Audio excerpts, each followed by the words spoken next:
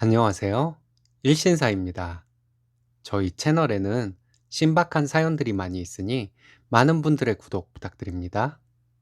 이번 사연은 태어난 지 20일 된 젖먹이 아이를 놓고 집을 나간 전철을 쓰니님이 응징한 사연인데요. 결말 후기도 있습니다. 함께 보시겠습니다. 안녕하세요. 서울 사는 40대 중반 아저씨입니다. 화딱지가 나서 못 참겠네요. 제 얘기 좀 들어봐 주세요. 저는 24살에 대학생 신분으로 결혼을 했었습니다. 혼전 임신으로 결혼을 했죠. 아이를 지우면 제가 평생을 죄책감에 시달릴 것 같아 두려웠고 전처에게도 몹쓸 짓인 것 같았고요. 그래서 양가 부모님께 얘기하고 양가의 반대를 무릅쓰고 결혼을 하게 되었습니다. 결혼 전부터 저희 집이 부유하다는 것을 알고는 장인 장모가 돈을 요구하는 일이 많았습니다.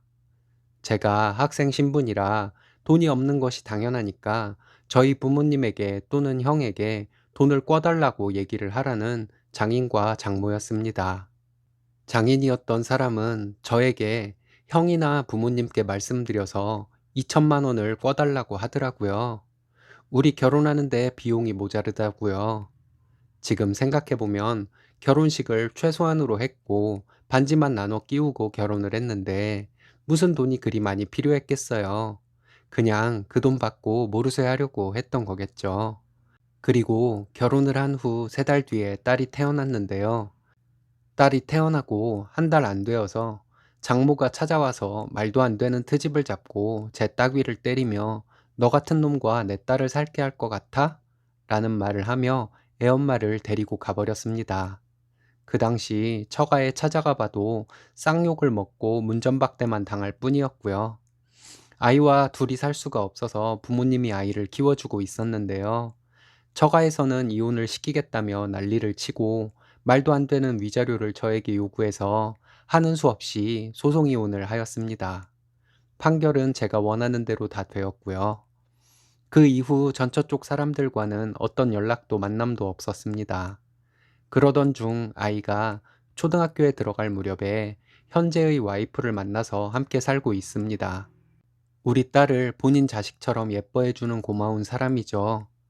와이프는 처음 만났을 당시 처녀였는데 무슨 생각으로 애딸린 호래비와 결혼을 했는지 모르겠을 정도로 저에게는 정말 은인 같은 사람입니다. 그리고 아이도 하나 더 낳아서 차별 없이 키우고 우리 큰아이는 와이프가 자기를 낳은 진짜 엄마로 생각하고 살고 있습니다. 막연하게나마 자기의 출생을 알고 있긴 하겠지요. 얼마 전 아이가 20살이 되어 대학생이 될 시점에 와이프가 큰아이를 친양자 입양을 하고 싶다고 하더군요. 이제 아이가 20살이 넘어서 학교에서나 이후 취업을 할 때 아이 이름으로 호적 등본을 떼볼 일이 생길 텐데 그때 아이의 호적이 깨끗하길 바란다면서요. 저도 생각 못한 일들을 생각해준 와이프에게 정말 고마웠습니다. 그래서 법무사에게 의뢰해서 친양자 입양을 신청했습니다. 아이가 20살이지만 생일이 지나지 않아 다행히 친양자 입양 신청이 가능하더군요. 그래서 진행했습니다. 그런데 생모가 법원에 제출한 답변서를 법무사로부터 받아보았는데 생모가 거부를 했더군요. 이유는 자기가 낳은 자식이고 찾고 싶어도 찾지 못했다고 자기 아이를 잃고 싶지 않다고 했더라고요. 근데 이게 말이 되나요? 제 휴대폰 번호를 전처는 알고 있습니다. 그리고 저희 부모님이 살고 있는 집도 알고요. 근데 찾고 싶어도 못 찾다뇨. 정말 어이가 없었습니다. 역시 이 인간은 우리 아이를 지 보험으로 생각하고 있는 것이 틀림없어 보였어요. 양육비도 한 번도 주지 않고 아이를 보러 한 번도 오지 않고 지 쳐놓을 거 다 쳐놓고는 이제 와서 무슨 개소리랍니까? 어쨌든 신문기일이 잡히고 판사가 저 와이프 생모 이렇게 불러서 만났습니다. 판사 앞에서 생모는 불쌍한 척을 하며 제가 쫓겨나듯이 그 집에서 나와 여지껏 아이만 그리워하면서 살았어요. 저는 그 아이 하나밖에 없어요. 절대 친양자 입양 동의해 줄 수 없습니다. 라고 하더라고요. 그래서 제가 판사 앞에서 20년 세월 동안 한 번도 아이를 찾은 적도 없고 양육비를 준 적도 없는데 낳았다고 다 엄마입니까? 저 생모란 인간은 나중에 아이가 돈 벌 나이가 되면 그때나 찾으려고 했겠죠. 자신의 보험금 없는 보험이라고 우리 아이를 생각하고 있는 겁니다. 우리 아이가 저 인간의 핏줄이라는 이유로 행여라도 저 인간의 돈줄이 될 가망성을 제로로 만들고 싶습니다. 게다가 우리 아이 호적도 깨끗이 해주고 싶고요. 라고 했는데 사실에 전곡을 찔렸는지 그 미친 인간이 판사 앞에서 저에게 욕을 하며 소리치더라고요. 어쨌든 제 할 말은 다 하고 신문을 마쳤어요. 그리고 이후에 판결을 기다리고 있고요. 우리 쪽 법무사는 판례상 생모가 끝까지 버티면 우리가 이길 가능성이 적다고 하더라고요. 여기까지가 현재까지 있었던 일입니다. 판결이 잘 났으면 좋겠는데 떨리네요.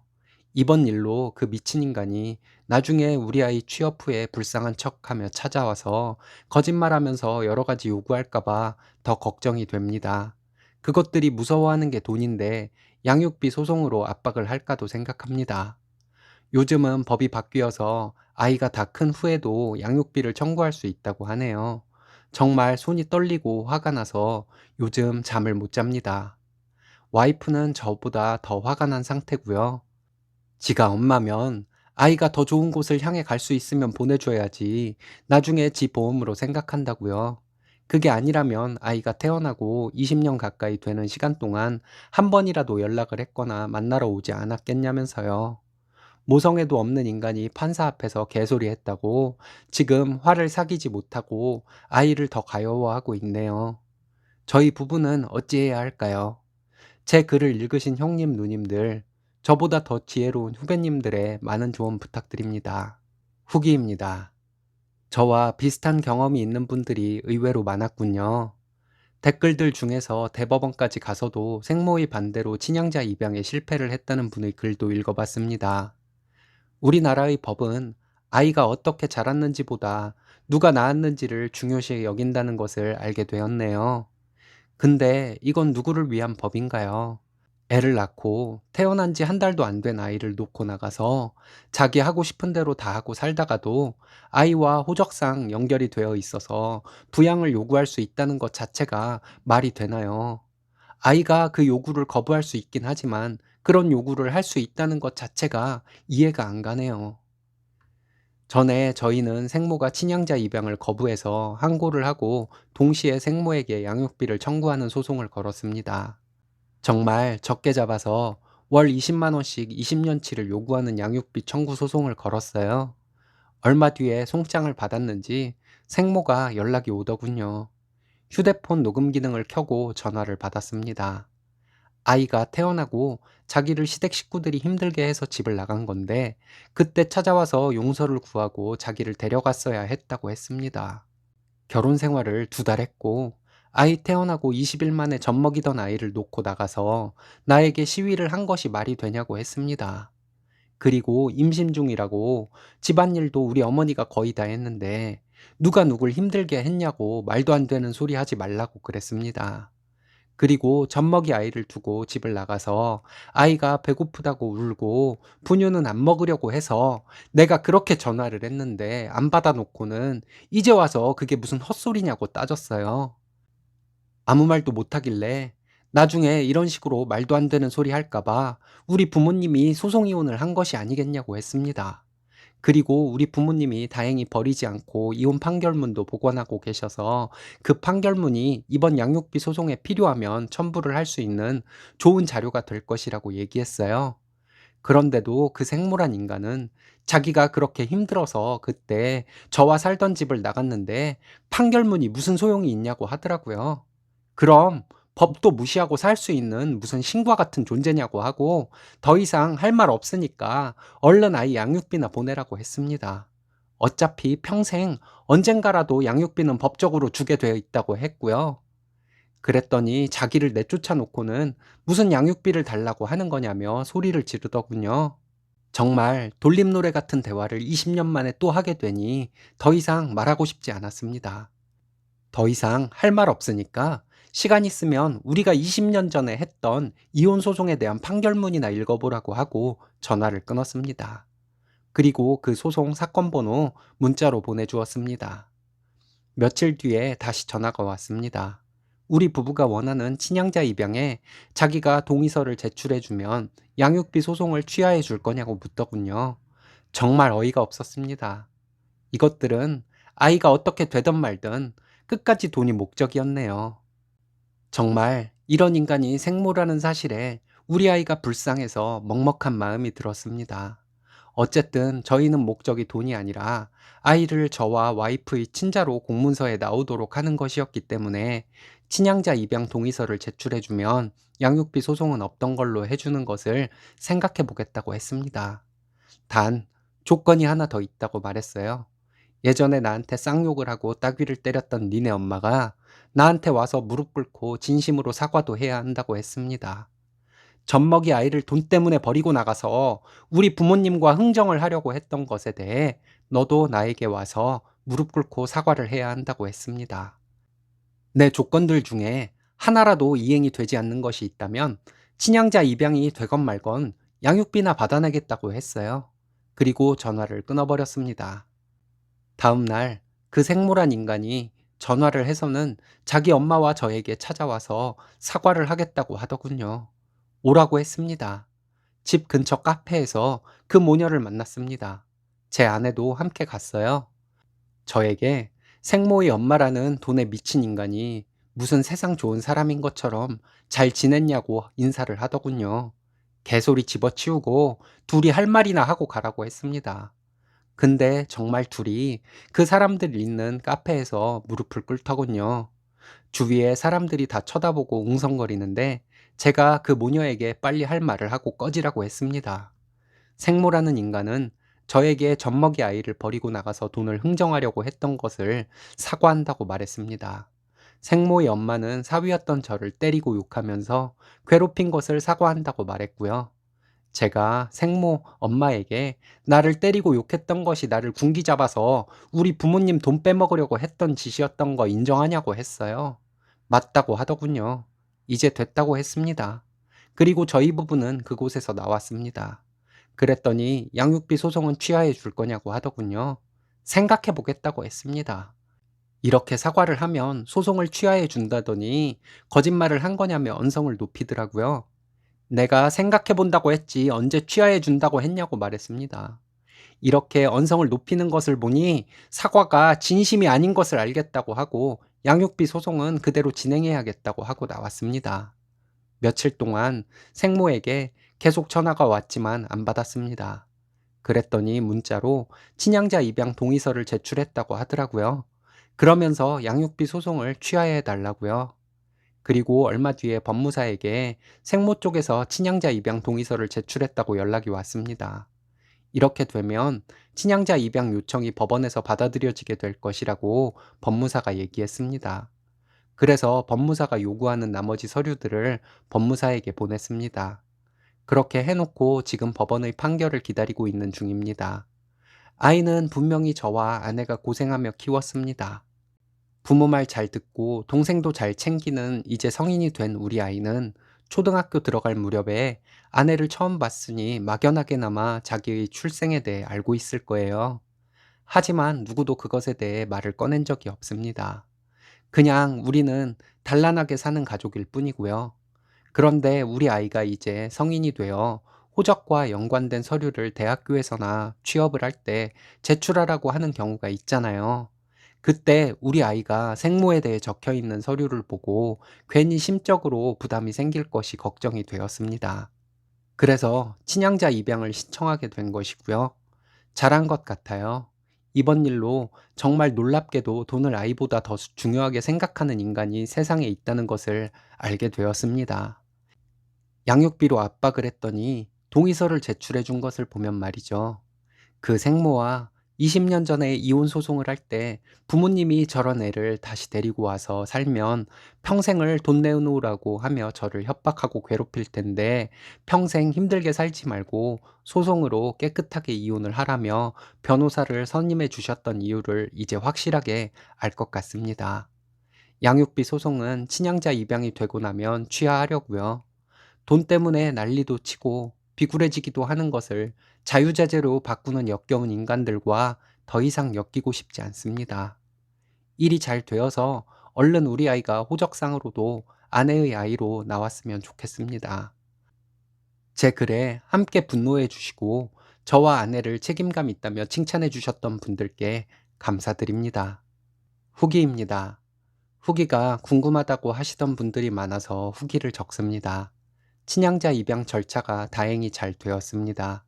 많은 분들이 응원해 주시고 세상을 돈으로만 따지는 생모와 생모의 모친에게 함께 분노해 주셔서 저희 부부에게 많은 위안이 되었습니다. 정말 감사했습니다. 저희는 법무사를 통해 친양자 입양을 신청하고 얼마 뒤에 법원에 출석하라는 고지서를 받았습니다. 아이의 진술서가 필요하다고 법무사가 말을 해줬지만 아이에게 알리지 못했습니다. 아이가 자신의 출생에 대해서 어렴풋이나마 알고 있을지는 모르겠지만 이런 송사를 진행하는 것이 마음속에 풍파를 일으킬 것 같아서였습니다. 아이는 우리 부부를 평범한 엄마와 아빠로 알고 있다는 내용을 법원에 제출했습니다. 법원에 출두일이 되어서 저희 부부가 참석을 했는데 생모는 친양자 입양에 동의한다는 동의서를 제출하고 법원에 나오지는 않았더군요. 판사는 친양자 입양 신청을 아이가 모르게 해야 할 이유가 있냐고 물었습니다. 저희는 아이가 저희 부부를 친부모로 알고 살아와서 마음의 상처가 될까봐 걱정이 되어서 알리고 싶지 않다고 대답을 했습니다. 그 외에 판사가 몇 가지를 더 물어보고 저희는 법원에서 나왔습니다. 그리고 얼마 지난 뒤에 판결이 났다고 법무사에게 연락이 왔는데 아내의 친양자 입양 신청이 기각되었다고 하더군요. 이유는 아이의 진술서가 없다는 것이었습니다. 법무사가 항고를 하려면 아이의 진술서가 있어야 하는데 어떻게 할 것이냐고 묻길래 며칠 생각해보고 얘기하자고 했습니다. 저희 부부는 며칠간 고민을 하다가 아이에게 알리고서라도 친양자 입양을 하는 것이 좋을 것이라는 결론을 내렸습니다. 아이의 호적이 정리가 되지 않으면 나중에 생모라는 인간이 불쌍한 척을 하며 우리 아이에게 여러 가지 요구를 하고도 남을 인간이라는 생각이 들었기 때문이었어요. 며칠간 고심 끝에 저희 부부는 아이를 데리고 커피숍에 갔습니다. 사정을 있는 그대로 전부 말해 주었습니다. 법원에서 이런 절차를 엄마와 아빠가 밟고 있는데 너희 동의서가 필요하다고 얘기했습니다. 아이는 저희 부부가 친부모인 줄 알았다며 놀라더군요. 지금까지 엄마가 동생보다 자기를 더 신경 써줘서 자기가 동생에게 잘 해주려고 했었다는 말도 하더군요. 그리고 법원에서 요구한 아이의 자필 동의서를 작성했습니다. 아이에게 이 친양자 입양이 왜 필요한지 얘기해 주었습니다. 아이도 묵묵히 고개를 끄덕였어요. 며칠간 저희 부부는 아이가 속이 말이 아닐 거라는 생각에 걱정이 되었지만 아이는 예전과 달라진 것이 없어 보였습니다. 아이의 동의서를 제출하고 1심 기각 결정에 대한 항고를 했습니다. 얼마 뒤에 저희 부부와 아이에게 법원에 출석하라는 고지서가 왔습니다. 출석했더니 판사가 저희에게 몇 가지를 묻더군요. 저희 아이도 내용을 전부 알고 있고 친양자 입양에 동의한다고 판사에게 대답을 했습니다.